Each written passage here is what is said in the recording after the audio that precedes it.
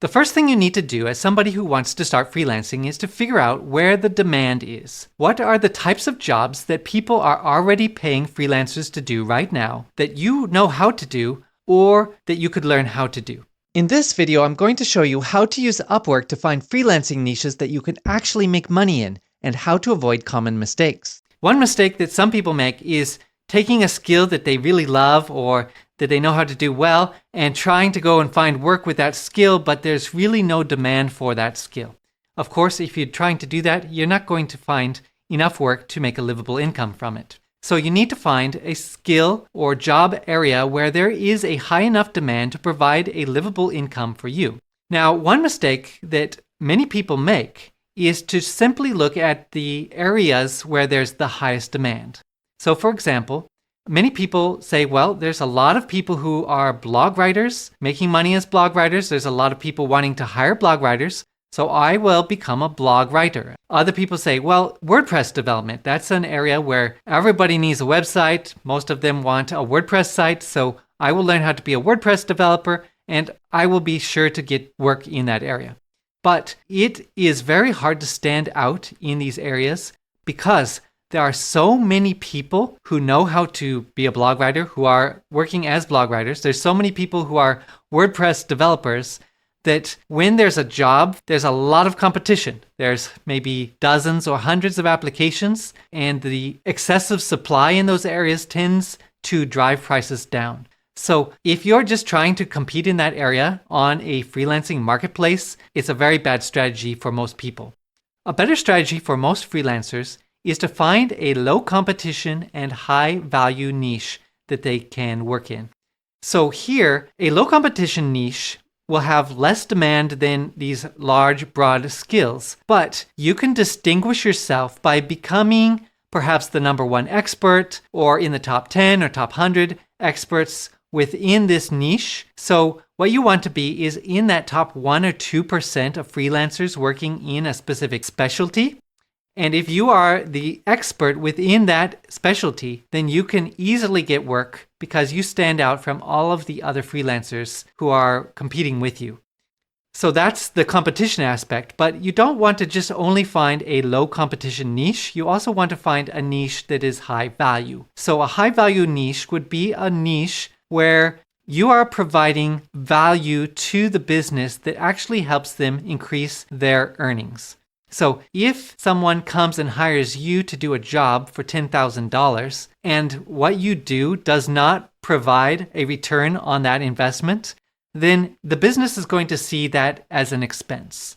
But if they come and pay you $10,000 and the work that you've done for them has helped them earn $50,000, then you are not really seen as an expense. It's an investment. So if you can find a niche where you can provide a high value and you can increase the revenue for a business, then you can really charge high rates in that area, and that is a high value niche. So you need to find a niche that's both high value and low competition if you really want to make it easy for yourself to get work as a freelancer. So I'm going to focus in on several examples in this video to give you a sense of how to find these high value and low competition niches. And then after this, you're going to take these ideas and you are going to look at your skill sets and your interests to find something that you could do that has not a lot of competition. And I'll have instructions for how to do that after this video. So the first example I have of a low competition and high value niche is a copywriter who focuses in on one specific area, which would be Amazon product listing optimization. Now, if you think about that, how many people are an expert at that thing? We have hundreds of thousands of Amazon sellers, I believe, and every single one of those Amazon sellers needs their product images and descriptions optimized. And if you are a copywriter and you know how to optimize those product descriptions to make those products stand out for that business and get more sales for them, that is something that is very high value. But there's also very few freelancers who are specializing in this area. Another example would be, let's say you want to be a video editor. That is a field where there's a lot of competition. There's lots of people who know basic video editing skills, and there's a lot of people who are quite good at video editing too. So you really need to find a way you can specialize down into a niche that provides a high value for businesses where there isn't a lot of competition. If you were, as a video editor, to focus in on YouTube ads, there are businesses who are spending hundreds of thousands, even millions of dollars on YouTube ads. And most of those ads are not super optimized. So if you know how to create video ads as a video editor that are very hyper optimized and provide the most return on investment, you could have a limited supply of work for that specialty. And if you're an expert in that, you will stand out because there are very few people who are specialists in that area. Another area as a video editor that you could specialize in would be a viral video creator. So there's a lot of people who have created viral videos on social media platforms, but most people happen to do it as an accident, or maybe they try 100 different things and one thing goes viral. But if you have a repeatable system for making viral content, that you can actually take an idea for a business and create a video for them that will go viral or get at least a large amount of views, then that is a skill people will pay top dollar for. And there are very few people who know how to do that. There's very few specialists, so you can really stand out as a freelancer in that area. Now, let's say you are interested in digital marketing. One area that you could focus in on that's super high value is the abandoned cart email sequence area. So many businesses have a e-commerce website where people start to make a purchase and they end up leaving before they check out. So they have this cart, they have some items in the cart, and they never buy what's in the cart. But those businesses often have the email address. The email address might have been collected at the first step of the process, and they do nothing with that. So other businesses are emailing people who didn't buy a sequence of emails. And I worked for a client who was making a ton of money off of an email sequence that a business had set up for this client of mine. And I went in and I added another email to the sequence, which was really like less than 20 words. It was a very simple email, but that one email made that client $76,000 a year. So if you know how to optimize these sequences of abandoned cart emails, create them for businesses that don't have them, businesses will be able to pay you top dollar for that. Because if you can increase their revenue by $100,000, $1 million, or more than that a year, whatever you charge to them is going to just be an investment to them. Now, another area that would be a high value and low competition niche would be for programmers. So when I was focusing in as a programmer, I focused in on a specific piece of open source software that was used for controlling the login of critical web applications. So there was two benefits to this. One was it was super high value. The security of people's web applications was of utmost importance to my clients. So they wanted somebody who really understood security inside and out and was not going to make any mistakes. So they were willing to pay top dollar just to make it secure. Then the second benefit of specializing in this area was there were very, very few people who specialized in this system, and I was one of the top 2 or 3 experts in this area. So when I applied for jobs that came onto these freelancing platforms with that piece of open source software, I would often get hired because my job application simply was the best. I could demonstrate that I had the best knowledge and I knew exactly how to solve their problems. And so I could charge pretty much whatever I wanted for those type of jobs when I applied to them. If you are in the area of, for example, IT support, and you know how to do ransomware removal, you can imagine that when a business is hit with a ransomware attack and they don't have access to any of their files, they are willing to pay you top dollar to come in and fix their problems if you have a background and proof that you know how to do what they need you to do. The next 2 areas on our Venn diagram are skills and interests. Your skills are very important because you need to focus in on an area that you know how to do well if you want to make good money as a freelancer. Because if you are performing poor quality work for your clients, you might be able to get a few jobs, but you will get very bad ratings and you will not get repeatable work. So we need to focus in as a freelancer on things that you know how to do well. Now, in this challenge, I'm going to encourage you to try to find at least one skill that you already know how to do well so that you can start freelancing right away. But even if you don't have an existing skill that you want to do as a freelancer, then we can look over at our area of interests. And we can have a broader area here of things that you possibly could do. You can look at what's in demand and say, I would like to learn how to do that. And so you can expand your skills into those areas and find freelancing work in those areas. Now, as you focus in on your interests of things you possibly could do that there's a demand for, I don't want you to just look at what you'd like to do. A better approach would be to look at the things that give you a sense of purpose. Because when you find purpose in your work, that is super motivating and that will help you really be able to do that skill for long term. Now, where do you find purpose in work? Well, it is in serving other people, meeting the needs of others. So here, what you can do is identify who you want to help, who you want to serve, and then you can go backwards from that to figure out how you can help them. So for example, if you want to serve small business owners, you can start with that idea and you can narrow it down and find an ideal customer within that. Maybe, let's say you like helping small business owners, but you specifically have interest in people who own restaurants. And within restaurants,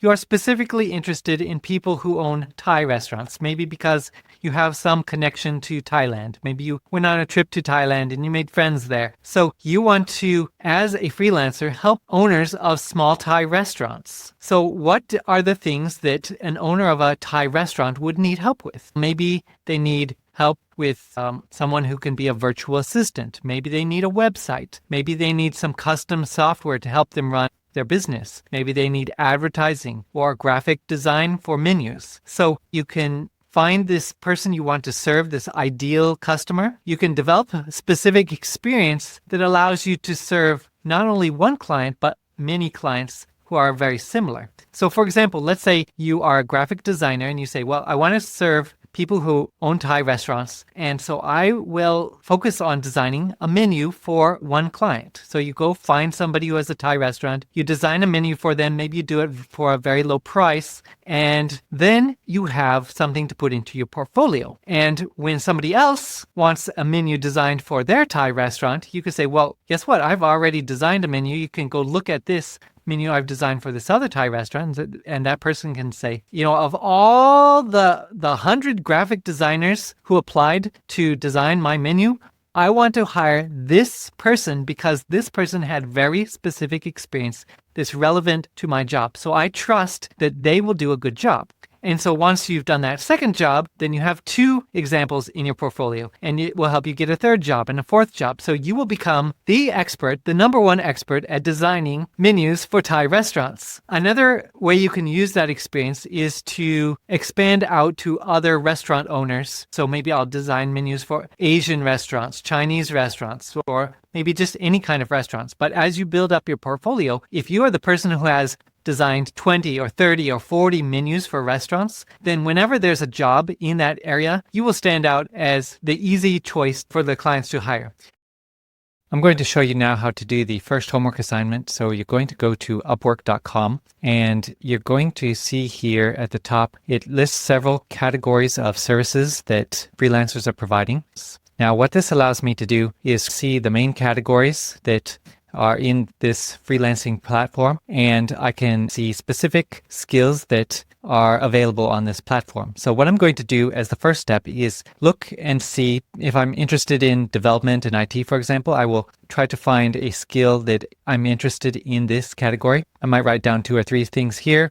I might go on to writing and translation and write down, okay, writer. That sounds interesting. So I write down a few skills that I'm interested in here. So that's just getting some ideas for categories of work that I could do as a freelancer. But now we want to go and find specific niches that we can narrow down to that are high value niches and also low competition. So for that, I will click over here. I will type in one of those jobs like writer and hit enter here. So I'm searching for talent.